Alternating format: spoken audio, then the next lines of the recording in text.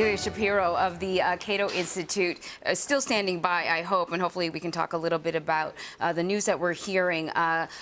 General reports now from the Associated Press and other news outlets are saying that the president is going to announce that Merrick Garland is his nominee for the Supreme Court justice position to replace Antonin Scalia. We heard a little bit more about him, that you might want to call him a centrist judge, but sort of out of the short list that we saw, he was probably the least likely one to be picked. He's a little bit older than the other justices that were on that list, including Sri Srinivasan, and some had brought up Judge Paul Watford. They're both in their 40s. He is 63, and in certainly some areas, he has a tendency to rule against maybe what the Obama administration has been pushing for. He's pro-law enforcement and other things along those lines. Yeah, he actually accepted former President George W. Bush's policy on indefinite detentions at Guantanamo Bay in Cuba. And so that's 2 points of contention, I think, that for Democrats themselves, but Republicans, it usually plays very well with them. His name, you may remember, came up, too, when the president was considering another justice who ended up being chosen as Sonia Sotomayor. So that announcement officially will be coming at 11 a.m. Eastern time. You can see many people wondering if this is in fact going to happen, and also wondering if this is kind of a play in politics for the president to choose such a safe bet, as it would seem, when Republicans have said that they would not consider anyone at this point. Right. We just heard from Senator Orrin Hatch, and you know, he's had some mighty fine things to say about this judge. He called him a very fine man, so this is certainly going to put Republicans in an interesting position. Yeah. What do you make of this, Ilya Shapiro? If you heard what Jan said during the special report just now, I agree. It's a compromise pick of sorts, probably the safest pick that President Obama could have made. The Republican response is going to be, again, even more than with any other potential nominee. Look, we said it's not about this particular nominee. It's about the process, and we want to leave it to the voters. Now, if the politics as we go along, if it looks like Hillary Clinton is leading, or if the senators don't want to go with the wild card that Donald Trump would represent, maybe they would be better off. They would think going with this devil that they know rather than the even worse devil down the road. I don't know. It's unclear how it plays out. But this is essentially the most moderate liberal that President Obama could choose. And indeed, on the most controversial culture war cases, I think he'd be a safe liberal vote. But on the cases that are less talked about, he is definitely more in the middle than other potential choices. Hey, Jan Crawford is standing by. Jan, what more can you tell us about Judge Garland? Well, I mean, he's highly regarded across the spectrum. He's an experienced chief judge, very, kind of unassailable qualifications. It's an interesting pick for the president. I mean, this is the safest pick. This is the compromise pick. This is the message to Republicans that this is the best that you're going to get. And do you want to roll the dice and have, say, a president-elect Hillary Clinton or President-elect Bernie Sanders, assuming if the election were to go that way, make this choice? Because Republicans should know that the next president, if it's a Democrat, would not be nominating a 63-year-old white man who is considered to be a moderate liberal.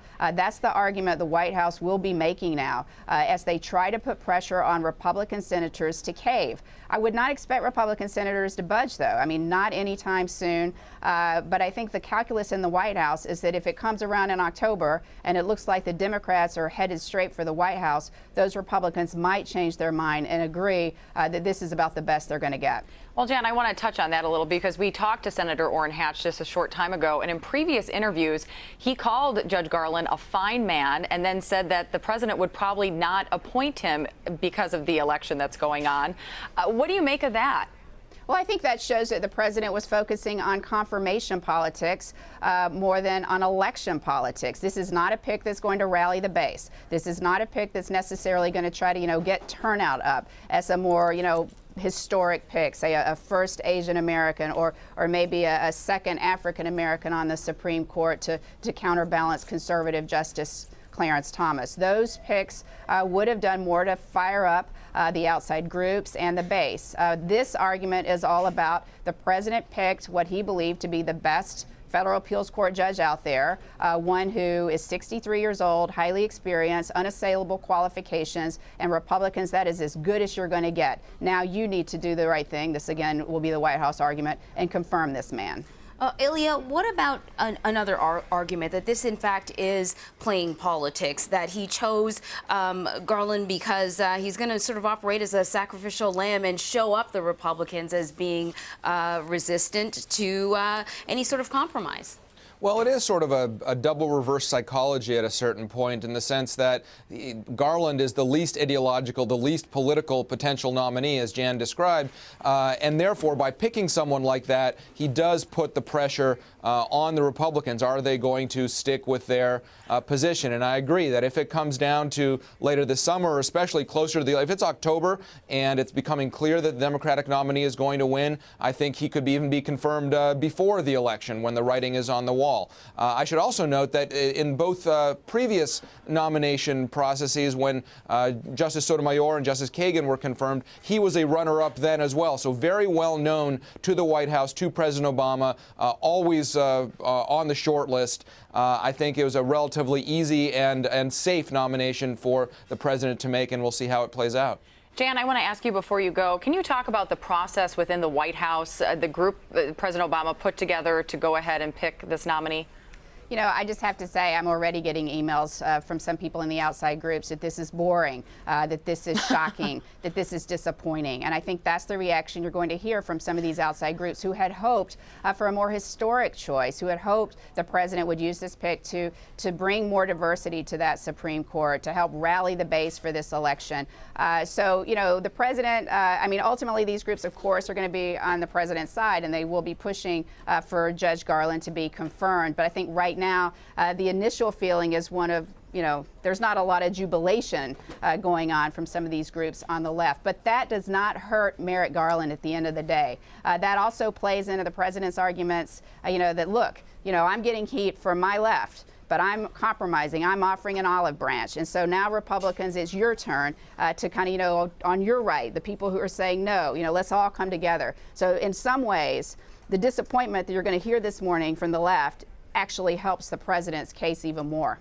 Is there a possibility that the president would then say, name someone else if the Senate Republicans refuse to even hear or listen to any arguments at all? Could he sort of just keep throwing out more and more names? Well, Garland's nomination, or assuming it's Garland, would have to be withdrawn first. And then, sure, he can keep nominating as often as he likes. But the nomination, as long as it's not withdrawn, is live until the Senate ends, meaning in January. So when the Senate ends, at that point, if the new president wants to resubmit the nominee, he or she can do that. But the nominee is live until withdrawn. We're all kind of jumping the gun here, but the timing of this, with the president going to Cuba and a number of other breaks happening, does this allow everybody to kind of get into their respective groups and take some time and reevaluate maybe some of the statements and things that they've made about this process? Well, the timing of the nomination is about par for the course. We're just over a month after Justice Scalia's death. That's normal for an announcement to come at that speed after a vacancy. I'm sure President Obama is sort of enjoying the fact that he's leaving and will leave the political fight behind to a certain extent. But this first week, I think, is going to be critical, because we'll see exactly how the debate solidifies. We'll see there's going to be polling. There's going to be leaking of polling that's favorable to one party and the other. And, of course, the presidential primaries are continuing. We'll see how that plays out in the very active campaign. All right, Ilya Shapiro, thank you so much. Sure.